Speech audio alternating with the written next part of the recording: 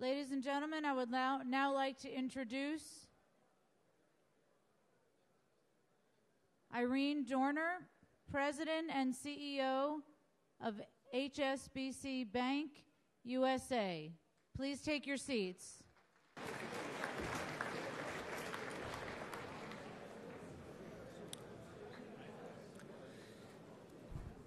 Well, good morning. I don't know what anybody else made of the previous panel, but I thought it was absolutely storming, and I expect that the smaller businesses that are going to come on next are going to do as good a job as the big guys. So, Chairman Hochberg, Fred, I'm delighted to be here representing HSBC and participating in what I thought was going to be a small event. All I can say is, Fred, you got this right. What a fantastic turnout, and I don't even mind that you stole my taxi story. So, today I have great pleasure in introducing the Small Business Panel, and it's certainly a pleasure to meet you all this morning. I hope by the end of the panel, or at least the end of the day, I can count you among HSBC customers. I was sitting next to Peter last night. Unfortunately, we lost him. I'm on a mission now, Peter. We want you back. I think that you'll find that small business is going to be the leader of the future.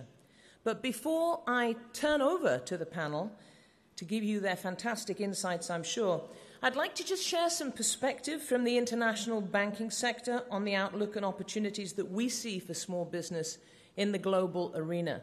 And I just want to touch upon some of the global economy and the trade trends that we've been seeing.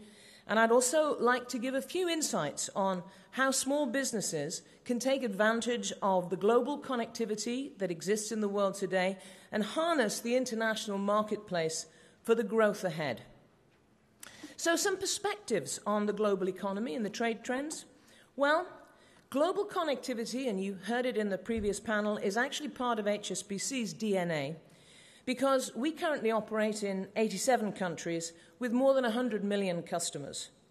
Our roots go back more than 165 years, and we started as a trade bank in Asia, and we continue today to follow our customers around the world, to focus on growth through global connectivity, and whether that's here in the US or over in the international markets, it's all the same to us. It's all about our customers.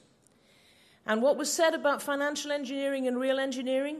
Absolutely dead right. We don't make anything, you do. We help you get there. So HSBC sees the best opportunities in today's global economy with businesses, large and small, that think internationally, that don't see the barriers, and look to grow where the economies of the world are strong or rebuilding or developing. Now, we recognize that the signals that come out of the marketplace today, and all you have to do is open the newspaper, certainly in the first quarter of this year, we recognize that there are mixed signals all over the place.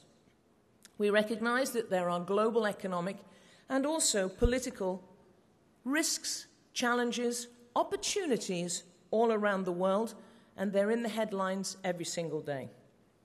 But we believe strongly in global connectivity because we believe that that is the key to unlocking business opportunities. You can't hold it back. Globalization is here. Don't put up the barriers. It was always like this. It's just moving faster these days. And the question is, how do you get on board? How do you take advantages of it? Now, we expect global growth to accelerate, and that's primarily from the contributions of what we used to call emerging markets, but I think we should prefer to call them developing or growth markets, simply because they're there. They're on their way. And some of the points from our recent research at HSBC, I'd just like to pull out one or two things to give you some examples. Developing markets will be growing 3 times faster than developed markets this year, and by 2050, they will be contributing 2/3 of global growth. 2/3. And also by 2050, 19 of the 30 countries by GDP, some of whom are at the conference today, will be those we currently describe as emerging, developing, growth. They're more than emerging, they're on their way. And the South-South trade flows that have all started to happen while nobody was watching between, for example, Brazil and China, they're going to become more and more important. We at HSBC now have Chinese staff in Brazil, and we have Brazilian staff in China. Why? Because that's what our customers need. We need to get used to these ideas that things are moving without us even being involved, but we need to know where that movement is. And intra-regional trade in Asia is now worth US dollars 7.2 trillion. And that is more than double the value of the trade with North America. And even I, a lowly banker, am judged by the amount of income and revenue that I can generate with my customers in the US, but also I am measured on the amount of income that those customers make for HSBC around the world because they are international. So what can a small business do? How can you take advantage of this? And actually, ladies and gentlemen, I'd like to phrase it more of a call to action for business. We believe that these trends and statistics represent a fantastic opportunity for all business, but especially the nimble, which means probably smaller, to take advantage of growing internationally. And our businesses tell us this too. And the interesting title here about government at the speed of business. Since I've been here in the States working for HSBC, what I have discovered is that our customers get it, and they got it a lot quicker than the government did, and now we're in catch-up mode. In our HSBC Trade Confidence Index, which was published in September last year, the businesses surveyed said that the developing markets, and in particular Latin America and China, will provide strong future trade opportunities for US businesses. It also showed, which is even more interesting, I think, that among the nations that we surveyed, Canada, China, Hong Kong, India, and Mexico, all included the US among the top 3 most promising regions for trade growth. So they've got it too. And when we turn our attention to the small business insights, which we will do at the panel this morning, HSBC's Small Business Confidence Monitor pointed out the top barriers which companies described which put things in the way of them doing business internationally. And I don't think you're going to be surprised. I certainly wasn't. Small businesses are worried about local regulations and the complexities of doing business overseas. They're worried about just certain markets being more difficult than others. They're worried about dealing in foreign currencies. And although I would say these concerns are real and need to be broken down, they're only perceived barriers. Because if you're looking to grow and you're committed to grow, you will address these matters as you take a look at the opportunities that exist for you and for your company. So what do? Well, ladies and gentlemen, it's not rocket science. It's about relationships and building them quickly. Our experience shows that if you're really committed to doing new business, then you will learn about the market where you want to go. There isn't anything that's written down, there's no piece of economic research or market background piece of paper that is going to tell you everything you need to know to make an informed leadership decision as to where to go to grow internationally. There's just no substitute for getting on a plane and going and having a look yourself. Meet with your potential customers, meet with the regulators, meet the government, get a feel for the vibe on the ground, make the personal connections that will still make all the difference to your business. You came here today because you wanted to hear about it. If you wanted to expand from San Francisco into Massachusetts, you wouldn't ring up Massachusetts, you'd go and have a look. So, if you want to go to Malaysia or India, you get on a plane and you go and take a look. But here's some of the best news, because even though I do believe that this has to be self-driven, you have to be your own champion and you have to get out there and see what these markets have to offer you, but equally what you have to offer them. You don't have to go it alone. There are lots of peers in here today who you can speak to. We're going to hear from them on the panel. You've got strong partners around you, and you could and should engage with those. It's clear that EXIM is totally committed to growing small business. HSBC is excited to be on board with that and to be part of EXIM's new Global Access Program to help small businesses build their export and international growth plans. And you can find key banking partners as well. As I mentioned at the beginning, It's in HSBC's DNA to assist small and medium-sized businesses to take advantage of the opportunities that overseas markets have got to offer. We are here to help you talk through your ideas. Never a month or a week goes by. I used to be the CEO of HSBC's operations in Malaysia. But a customer from Malaysia who now knows me and who knows me well sometimes it's just an acquaintance, comes into New York and they come and see me. So why do they come and see me apart from the fact I'm very nice? Why do they come and see me? They come sometimes just to talk because we did really make friends, but mainly they're coming to see me to keep their network going. Because the next time I speak to somebody, I remember who was in my office last week. And if an opportunity comes up, I will make that connection on behalf of a Singaporean customer, a Malaysian customer, an Indonesian customer, whoever. That is what networking is about. And if I was to offer one piece of advice, it is, I have never given out so many business cards as when I worked in Asia. And this is a percentage game. And incidentally, if you're in Asia, it's two hands, it's very respectful, and make sure it's facing the right way. Even if without your glasses you can't read what you're being given, it's got to look right.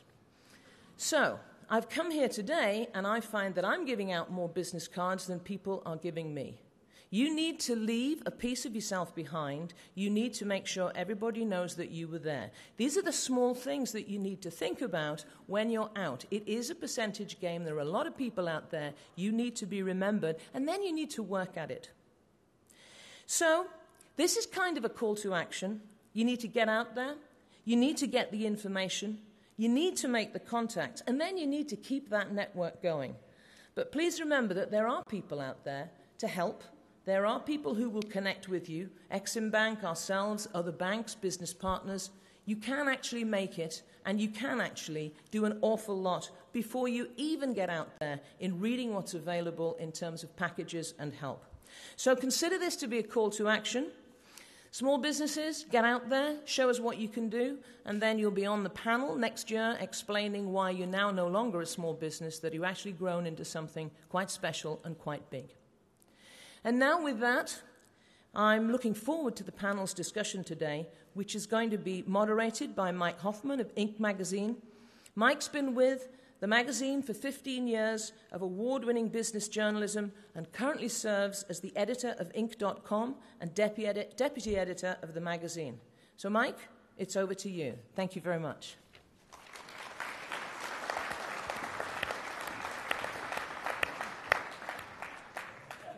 You're welcome. Just a minute. Excuse us. Okay. Too clever. Thank you. I'm the only guy in the room who's not looking for financing, but we're a line of credit, but thank you. On behalf of everyone at Inc., I'm delighted to be here today, and we're really excited about this panel. As Irene mentioned, I've been with Inc. And writing for the magazine for 15 years. And when I joined Inc. in 1996, I have to say that exporting was not a topic that was top of mind. Small businesses did not export at high levels. The thought was that the U.S. market was so large that all of your opportunity was here. And there's really been a change over the past 15 years in terms of the excitement and the enthusiasm among small businesses, and really the need to be global very quickly. When you think of a company like Twitter, obviously they probably were a global business, at least in terms of their user base, on day one or day two. And so it's been a really interesting sea change for us as journalists to cover. Now I'm very excited about this panel, and let me call up my co-panelists to join me. They include Howard Dahl, who's the president of Amity Technology, Peter Baronet, who's the president of Abro Industries, and John Baum-Stark, who's the chairman and CEO of Suniva. And I'll introduce them to you as we get settled up here. In the order you want to sit? Thanks, Sue. Hey, morning. Let's see. You want to right here first? How do you want us? Okay. You're here. Yep. So, Howard, we'll start with you. Now, Amity Technology is a farm harvesting and equipment business, and you're based in Fargo, North Dakota. Why don't you just tell us in a few sentences kind of what the business does. You're a manufacturer, and give us a little bit of a sense about what percentage of your business is export-driven.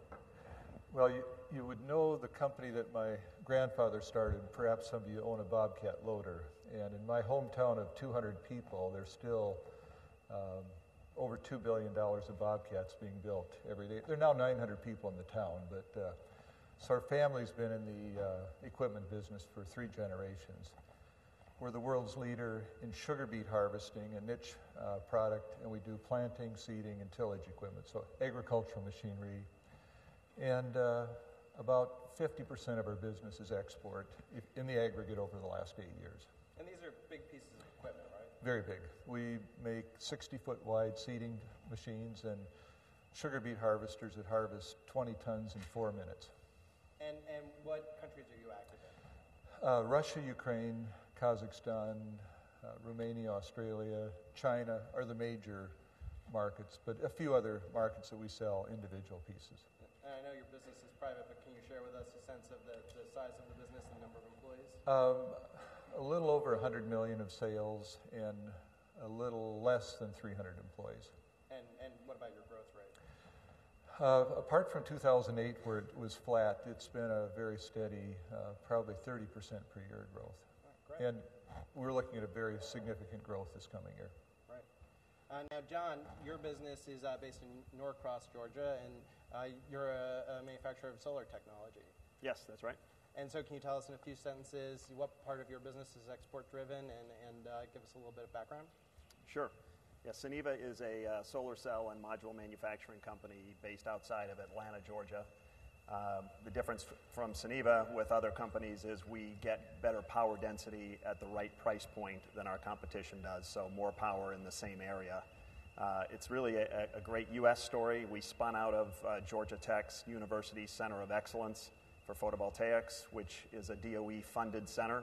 So the Department of Energy actually helped to create this center and continues to fund it today. So the technology that we based the company on came out of this center.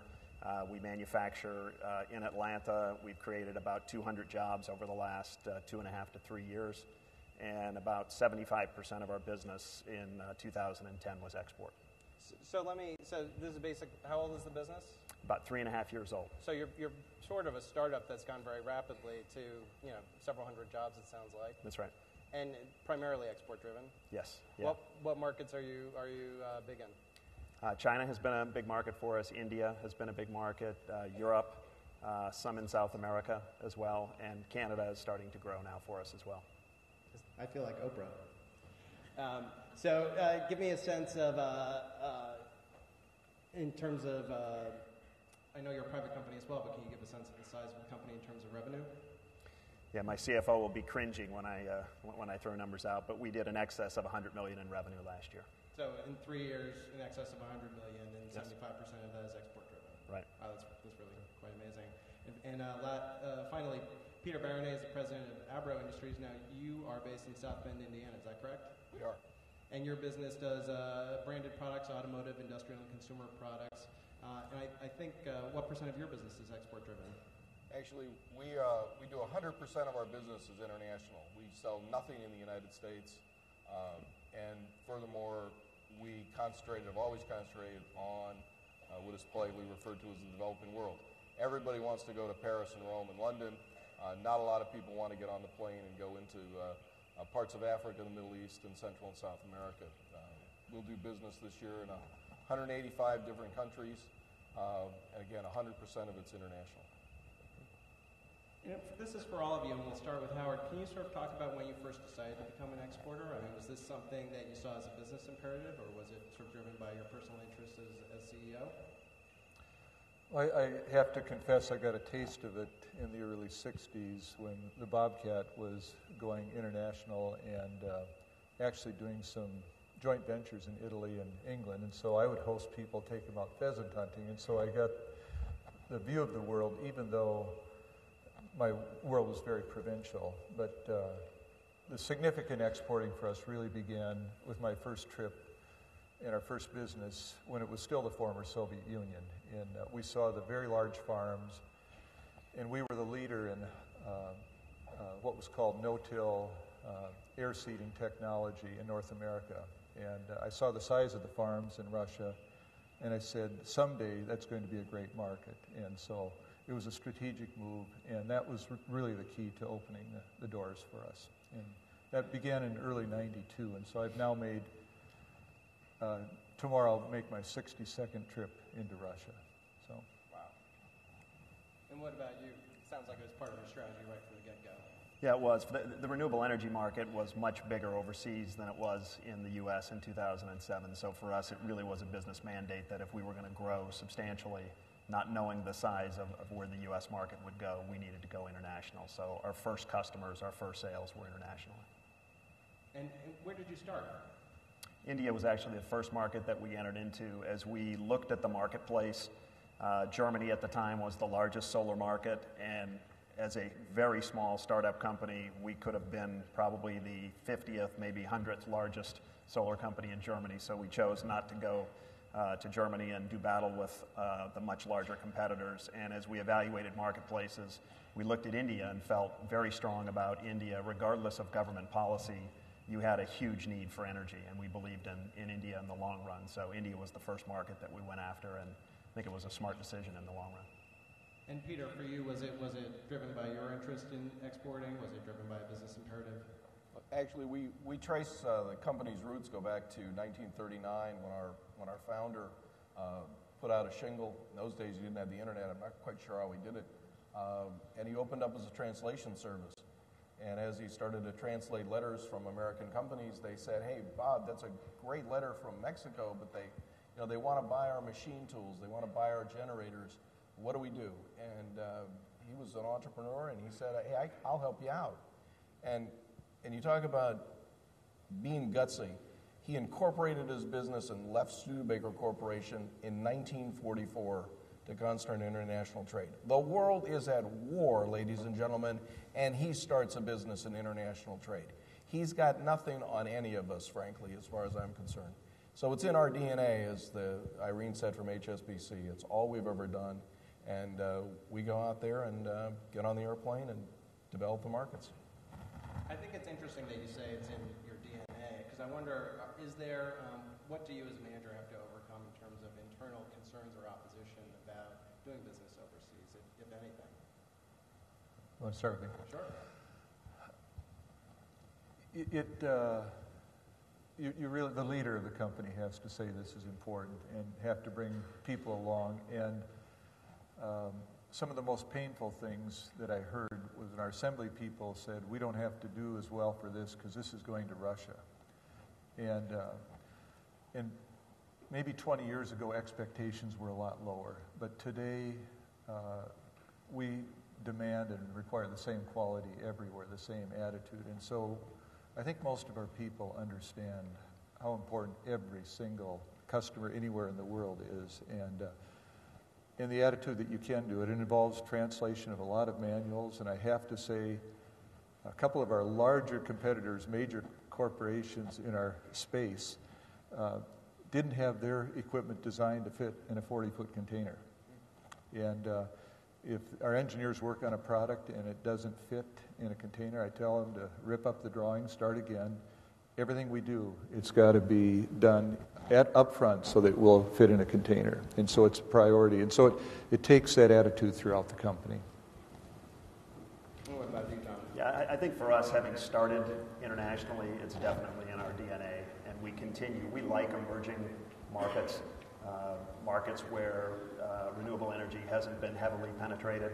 We like to be early in a market, get the relationships, get a foothold before others. So we're always thinking and looking at new marketplaces where we can expand.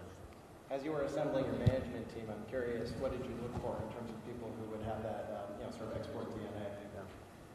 Well, like a lot of smaller companies, as you're starting a business, you go to those that you've worked with before. So about half of my management team are people who've been with me in 4 prior companies, and we've exported in those businesses as well and had good success in those. So much easier to move quickly with those people that you know can execute it and will be successful. And then beyond that, we've hired people that have international and global experience to complement the team. And Peter, with you, I imagine you're hiring people who have local experience as well. How do you find them? How do you get them to South End? Actually, we don't.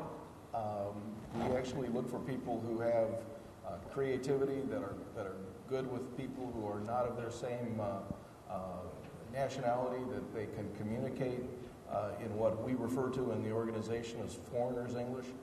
The ability to speak to someone patiently because you're at a disadvantage because you do not speak their language. When you do business in 185 different countries, even though we have lots of language skills on staff, we're not going to be able to speak all those languages. And we want somebody who's not afraid to get on a plane and cold call the Ivory Coast, for example, as we move into new. Well, we're not going there today, okay? But we've been there. We're there. We look for people who are creative and understand that it is a global marketplace, and you cannot just think South Bend, Indiana, the United States of America. How much do each of you spend, how much of your personal time do you spend on the road visiting these markets? I average 4 trips overseas a year, and a typical trip will be 10 to 11 days. Now, this trip I've got a lot of complexity to juggle because I'm going to spend 1 day in Dagestan, which is, I've had 4 people send me emails, don't go to Dagestan. So some of the terrorists in Russia come out of Dagestan, so it's a culture that's very interesting. So I'll be there for 24 hours. So those of you who believe in prayer, you can lift one up. And John, what about you? How much time? You just returned, actually.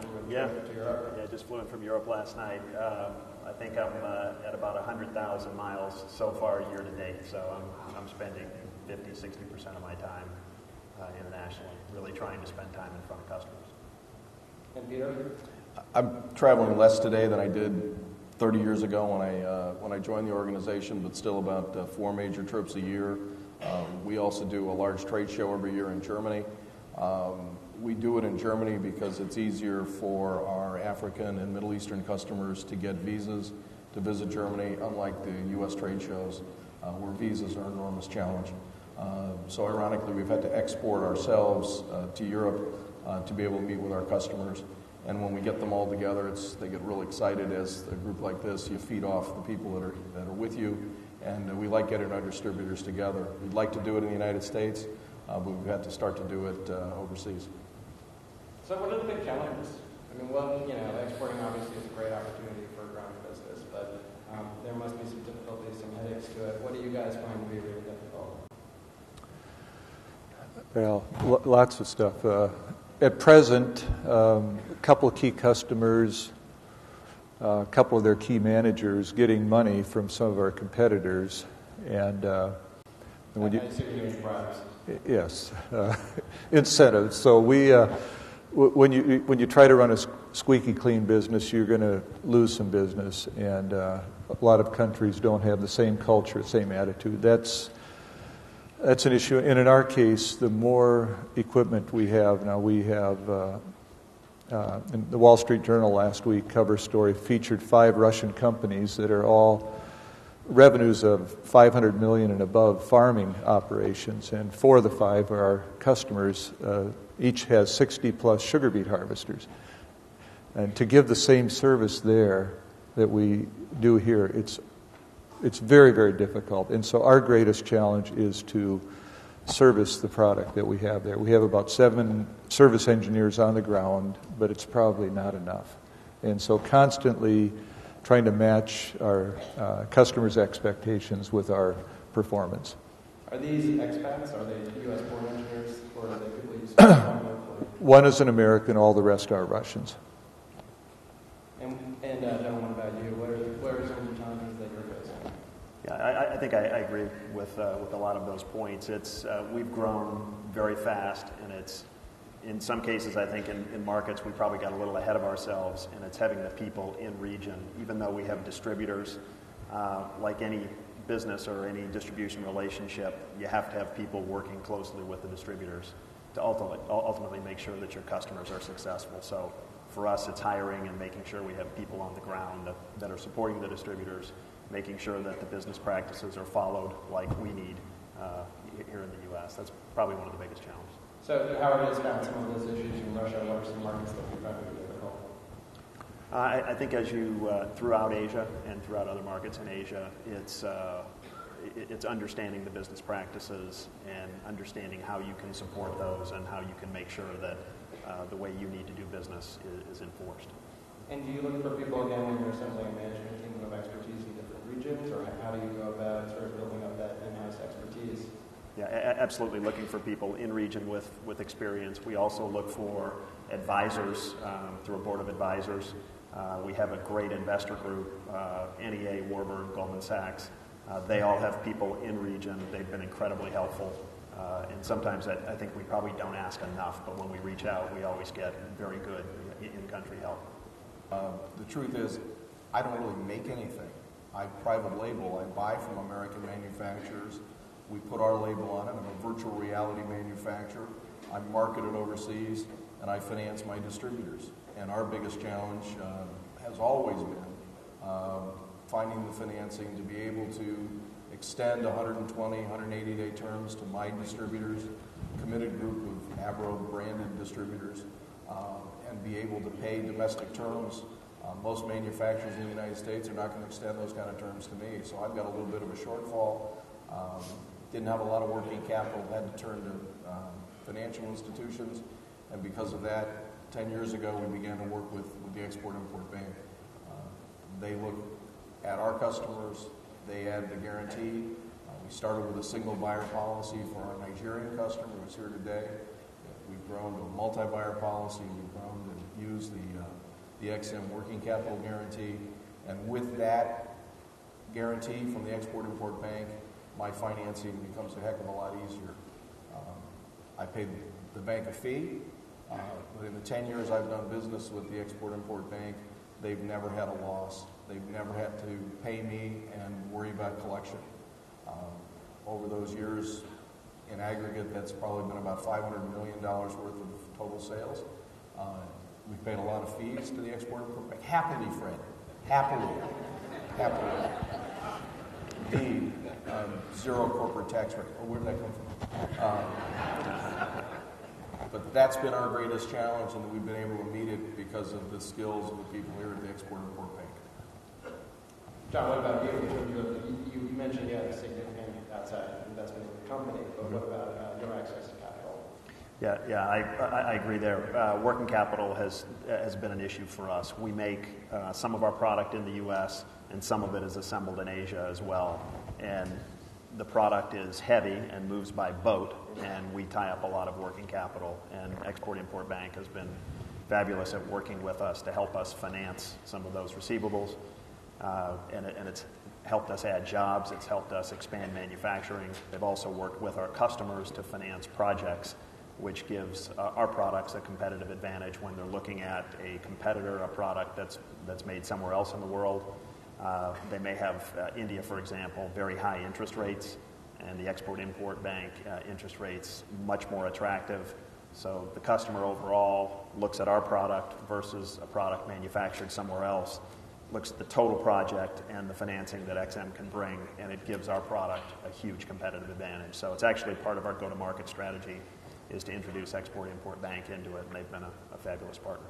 Are your margins better overseas or in the U.S.?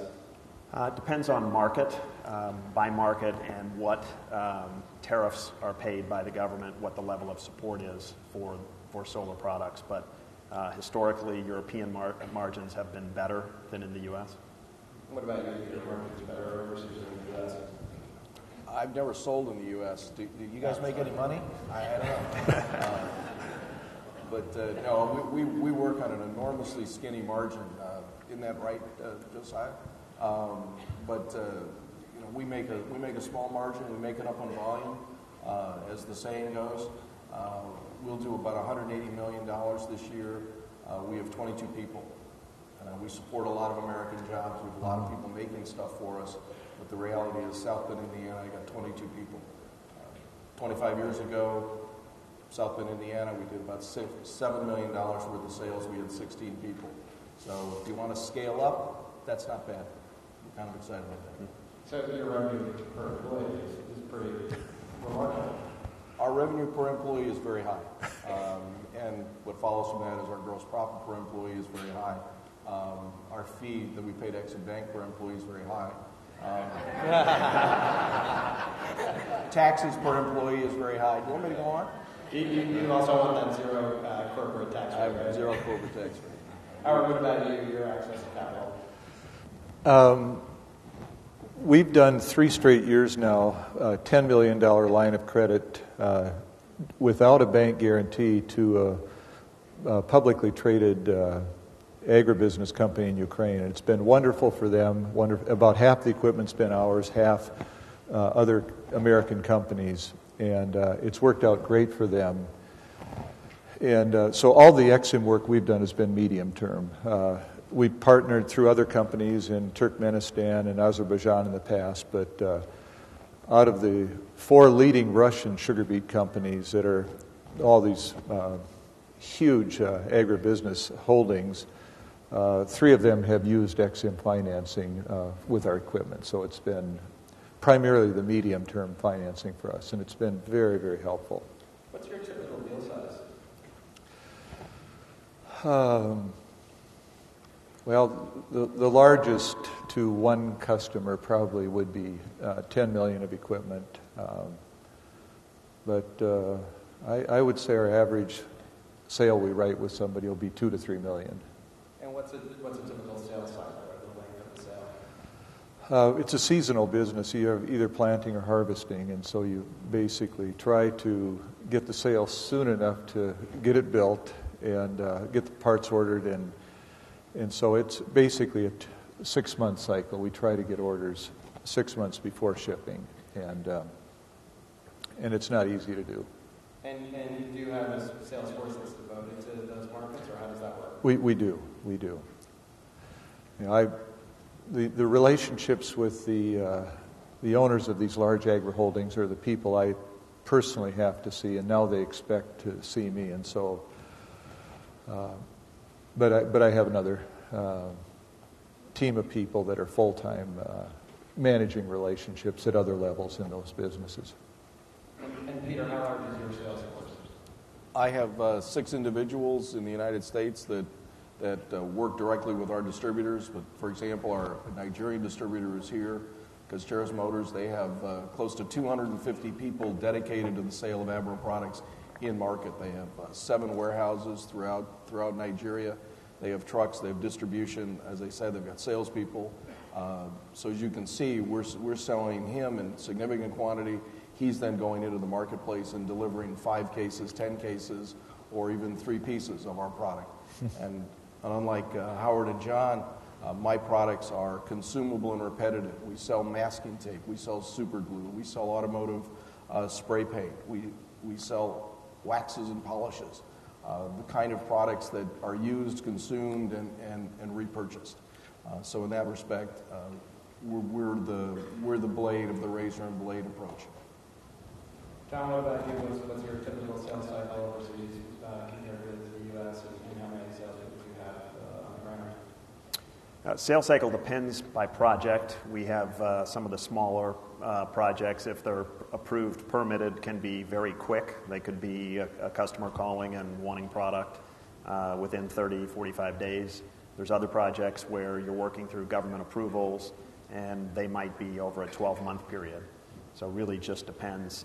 Size will vary, $500,000 U.S. to tens of millions U.S. Some of the contracts we'll do will be multi-year as well, so you get very large contracts over a couple of year period of time.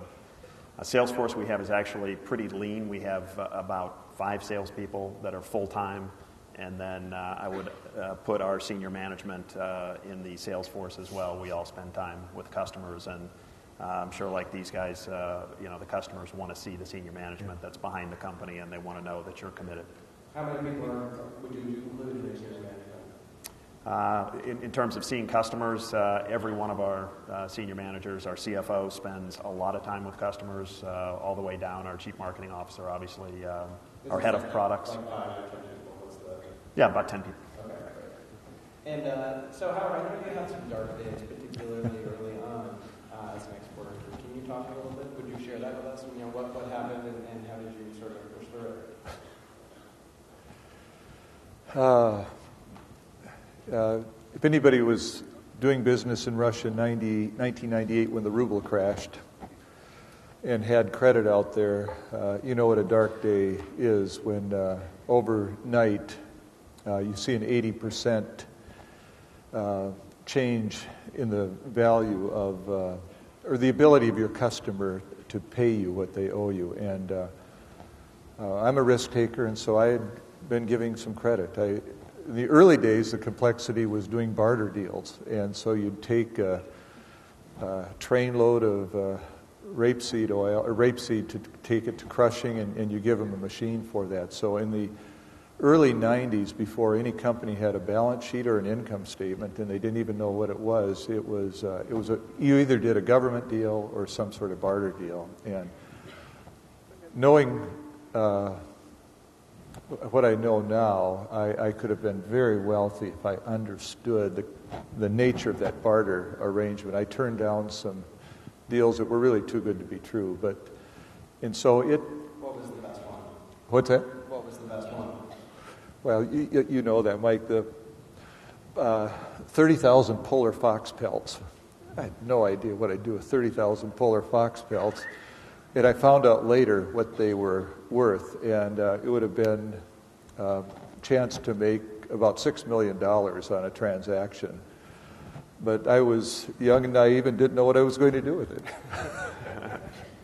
But the rapid currency changes were the wild thing. For those of you who traveled in Russia in the early 90s, and where the ruble went from 1 to 1 to 30 to 1 to 120 to 1 in just 12 months, and it was just total chaos. And so you could buy a plane ticket out to Siberia if you're a Russian for $4, and yet sugar was costing at the world market price. So it was just in any country going through transition like that, you have to step back and try to better understand. And I expect some people working in the Middle East right now, some of the difficult transitions, you just have to keep your eyes focused and ask the big questions as to what you should be doing.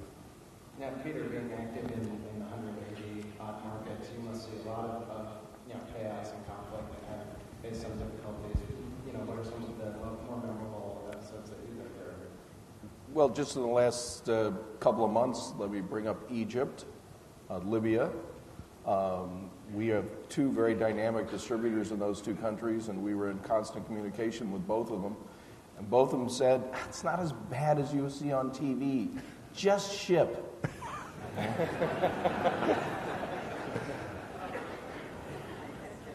Okay.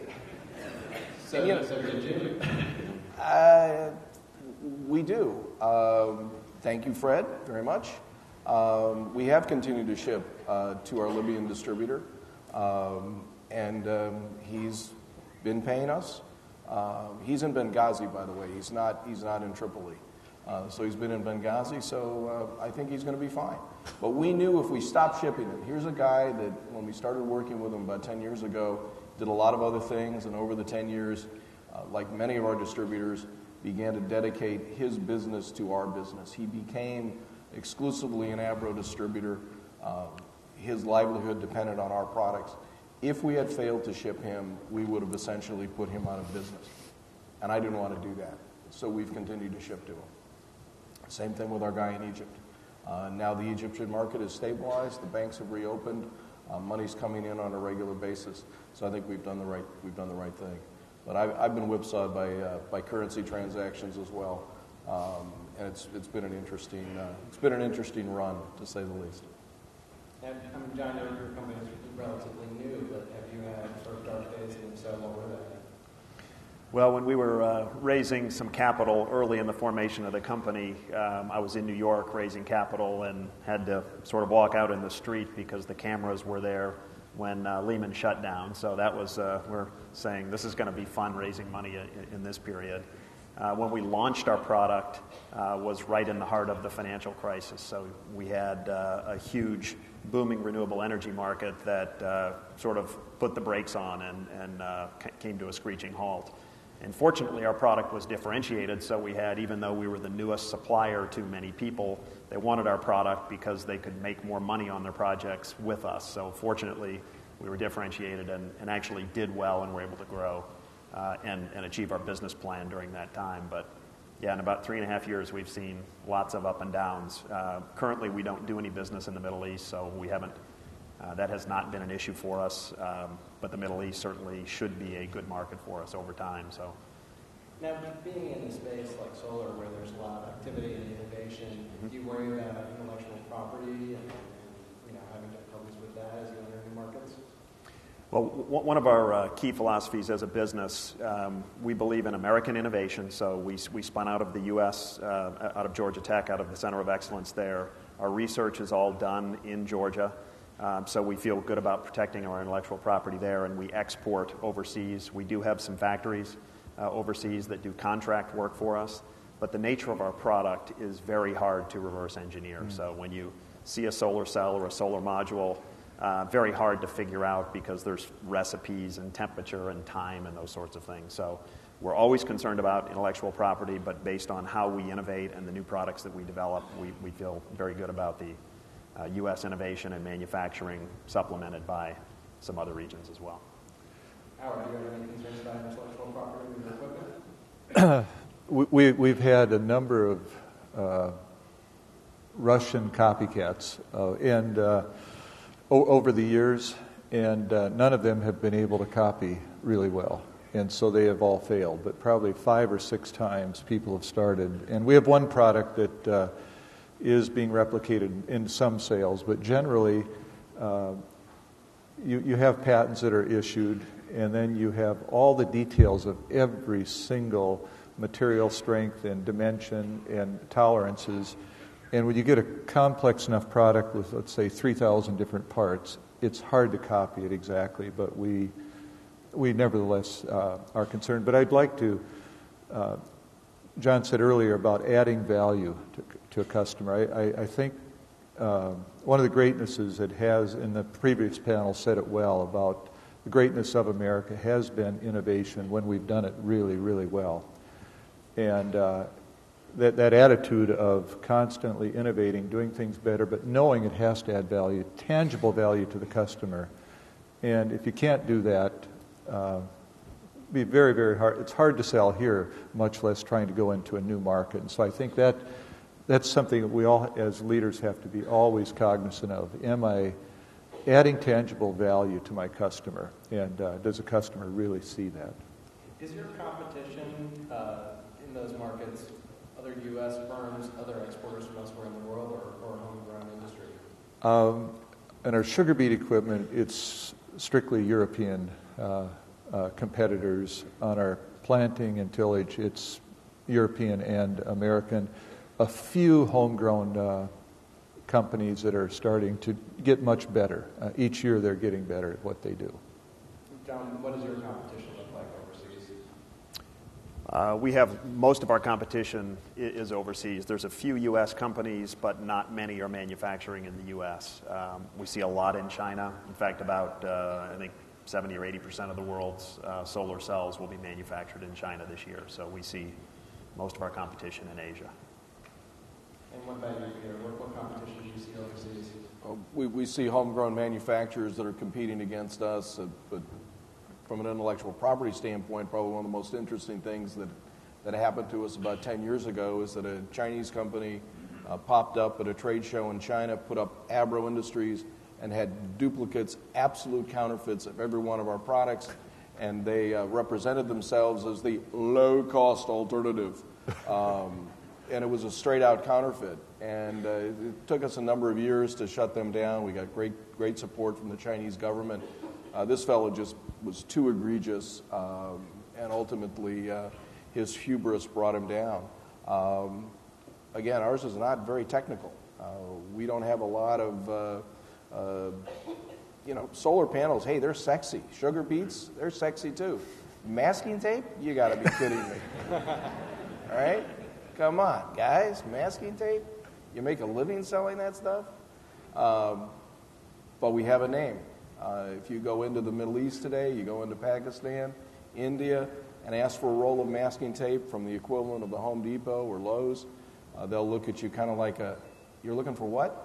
You go in and ask for a roll of Abro, you got it, guys. You got a delivery of your masking tape. That's what you need.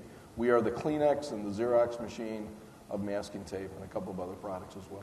How did that brand positioning come about? How did you cultivate a brand, not in the U.S., but elsewhere in the world, and in so many different markets at one time? Patience, support of our distributors. We support their advertising. I'll probably be told they don't support our advertisers enough, our distributors enough, but we've done it. We're competitively priced. We do good service. It's a good product. It's fundamentally a good product. And you ask yourself, how much masking tape could I possibly sell? If you take an average roll of masking tape, start unwinding it, walk around the equator, you're going to go around the equator 91 times last year alone. And you're going to pass through 9 countries, all of which buy Abro tape. So you just got to be persistent. So look, in 5 years, there's somebody in this room that's going to be able to tell their story of how, with Ex-Im Bank support, they've exploded their export sales, even though they didn't think they could do it. You can do it. I mean, there are great opportunities. The world still looks at American innovation, American products, and they respect it. And there are products that you can sell overseas. Look, if I can sell masking tape and car wax, and car polish, super glue, by God, you can sell solar panels and beat machinery as well. So we've proven that. Yeah. But so do you think that quality is actually a competitive advantage for your exports? Absolutely. I mean, if you're going to repair your car and take off the head gasket, and I apologize if there's anybody in the room that makes head gaskets, you take off that head gasket. You're in the middle of Africa. I guarantee you there's not a Pep Boys where you can buy a new head gasket. So you pull out the tube of Abro gasket maker. It looks like toothpaste. You put it on the head gasket, and you squeeze it down, and all of a sudden you have a new gasket. Quality is important. What killed the Chinese counterfeits is that people could tell that it was not the kind of quality that we had. It would shrink, it would harden, the head gasket would blow out. And we're not talking about a very expensive item. I mean, we sell it for a little more than $1 a tube, and you're making a repair of an engine that, my goodness, if it's a Caterpillar engine, it could be worth thousands of dollars. So yes, quality is enormously important. I think John and I are going to want to trademark the Abro name and put it on our product. Well, we've done that. We hold 1,400 trademarks around the world in over 160 countries. So we've been pretty methodical about trademarking our Abro name in lots of different classes. I don't have a solar panel Abro, and I don't have a beat machinery Abro, but I may next week. I think it's a logical extension. Absolutely. Perfect. Your distributor should be selling solar in those You markets. mentioned your trademarks. I'm curious, what do you guys spend in legal fees tied to export?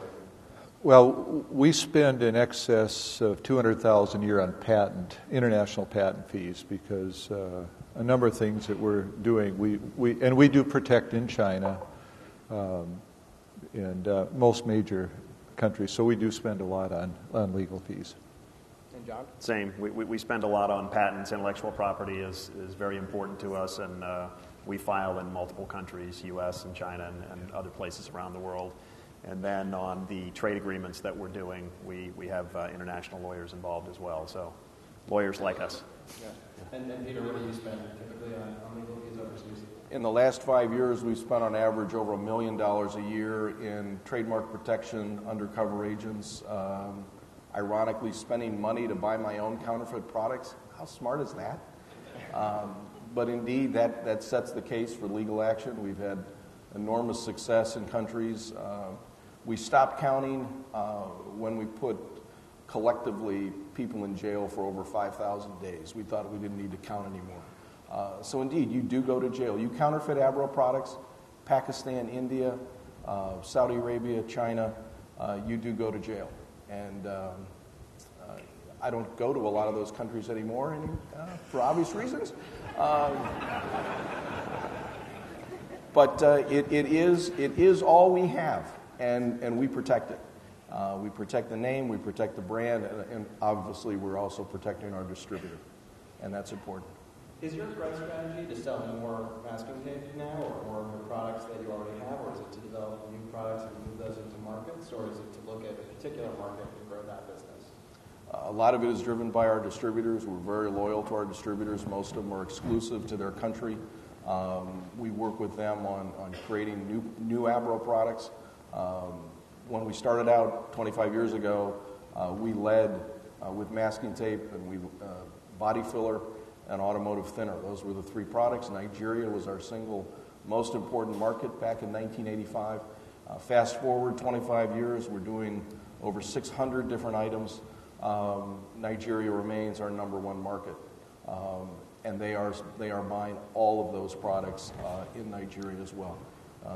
I'm not sure what we're going to have next year, but I know that the creativity of my distributors around the world and the creativity of my staff, they'll come up with new Abro products. We refer to it as Abronization. And John, for you, what's your company's growth strategy? Keep doing what you're doing, right? Yeah, we'll keep doing what we're doing and continue to expand. There's some new markets that we're pretty excited about. The Department of Commerce has actually been very helpful at making introductions in some new markets for us. So looking at new markets with assistance, getting to know people on the ground, meeting partners, and then we'll decide which markets we'll enter. How broad is your product line? Product line it's pretty simple. We sell two products. We sell solar cells, and people will buy our solar cells and create their own solar modules so they can get better power density. And we sell our own solar modules as well. So those are the two products that we sell. There's different power classes of those, but it's really two products that we sell. And do you anticipate adding to that in the short term, or is it mostly just distributing what you have into more and more markets? Yeah, we're back to the innovation. We're constantly innovating. We've just introduced a new product, so we'll ramp up our manufacturing late this year, early next year. We've got another product. So our goal is to continue to drive the price down of the product, the manufacturing cost, and to take power up. So continuing to innovate, and we have to come down the cost curve as energy prices get closer and closer for solar to energy costs in various markets. Solar's already at grid parity in many markets and moving to other markets as our prices come down. And Howard, for you, what's your company's growth strategy going forward? Well, the word innovation is precisely it. And I think the data point that's absolutely fascinating, in 1830 it took 300 labor hours to produce 100 bushels of wheat on 5 acres of land. What was produced by a farmer in 1830, it would take 450 farmers in 1830 to do what our most efficient farmers do today. So basically 45 minutes now. And so when you have a 60-foot wide seeding tool that will go into a previous crop residue, you eliminate tillage, and you can seed at 10 miles an hour, and you can seed 70 acres in an hour. You're getting the productivity that's quite remarkable. And so we're constantly trying to improve what we do. And again, so our customer says, this has made a difference. I'm more profitable because of what you've done. And so we listen to customers on what they want very closely and try to respond accordingly. And we obviously have, in addition to entrepreneurs and folks in finance, we have policymakers in the room, and I'm curious for each of you if you could have a wish list for, on behalf of exporters, that the government could fulfill. What would you put on that list? Peter, we'll start with you. I'm not so humble as to say. All right. I'm humble. Just keep doing what they're doing. I mean, in many respects, what the Export-Import Bank has been extraordinary. When we started working with the Export-Import Bank in 2002, we were doing about $57 million worth of export sales. We calculate that if we had not partnered up with the Export-Import Bank, by today we'd be about $85 million. Instead, we're at $180 million. We've created about 500 American jobs, good-paying manufacturing jobs that are here today and they're here tomorrow because our products are repetitive and consumable.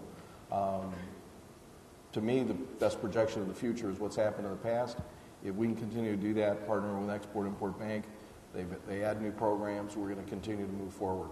I think it's a little above my pay grade to ask for zero corporate tax rates and other policies.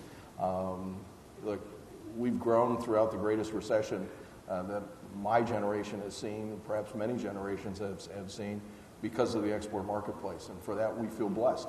At the end of the day, if the government could kind of get out of the way, that would be helpful. And John, what would you put on the wish list? Well, I would increase Fred's budget because Fred can do a lot more, and the XM team can do a lot more with more budget, and some of the countries that we compete against every day have larger budgets than what XM has here. So I'd like to see the budget get increased so we can support more exports, and I think more U.S. companies can take advantage and ultimately drive employment here in the United States. And Howard, what would you look for? Yeah, I'd say the same with John. A lot of our European competitors have tremendous flexibility in their financing, and I won't go into which countries, but some countries would finance our product totally on their export credit. And but I think for us, if we had done transfer pricing, had set up an offshore company and done transfer pricing, we would have saved a lot of money over the years. We have used the IC disc, which basically taxes 50% of our profits at the dividend rate, and that's been very helpful. But there was a proposal a little over a year ago to get rid of the IC disc. And if that had happened, I would definitely say we would have set up a company, have done transfer pricing and shipped offshore. So I think the policymakers need to think through what can we do to really assist. If the goal is to double exports, we need to make sure what we're doing is not going in the opposite direction. So that would be my view. The previous panel obviously featured the CEOs of some of the largest companies globally. This panel obviously features entrepreneurs, and I'm curious as sort of our final thoughts and summation. For each of you, how is exporting different for an entrepreneur, and why do you do it? Well, an entrepreneur, by definition, is a risk taker, and so I think you have to have that in the DNA, as has been described, and you ideally should have a vision, and you understand. I've already spent all the money in our case, on engineering. And if I don't have to re-engineer it, but just can sell more of the same elsewhere, it lowers my percentage of cost for engineering and all other things. And so it's a huge win.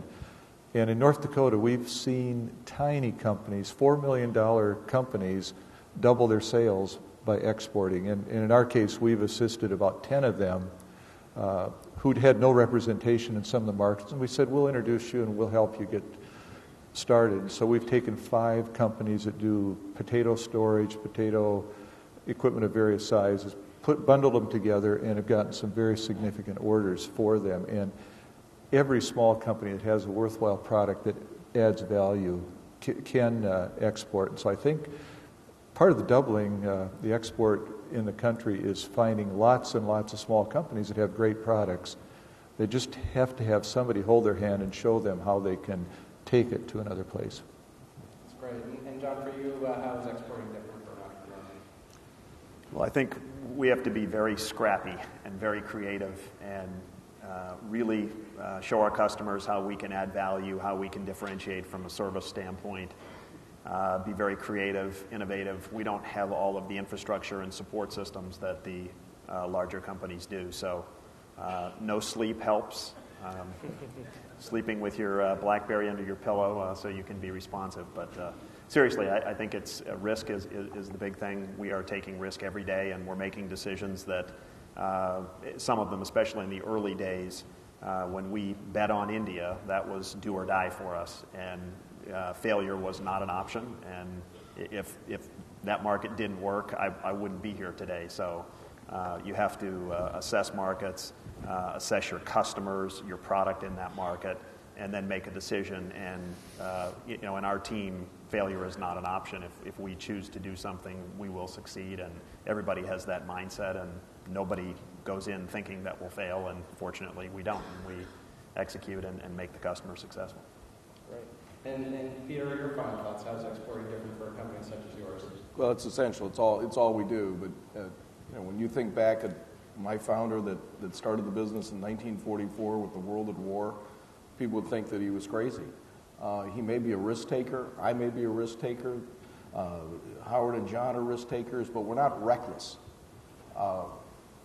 We utilize the services of Export-Import Bank to guarantee those receivables, but we're not using Export-Import Bank as a collection agency. We're not basically laying off our lousy, uncollectible receivables on XM. That's not a winning game. And as these markets get more mature and they're more creative on the way they're able to grow their business, it helps us. It helps American jobs, helps American manufacturers.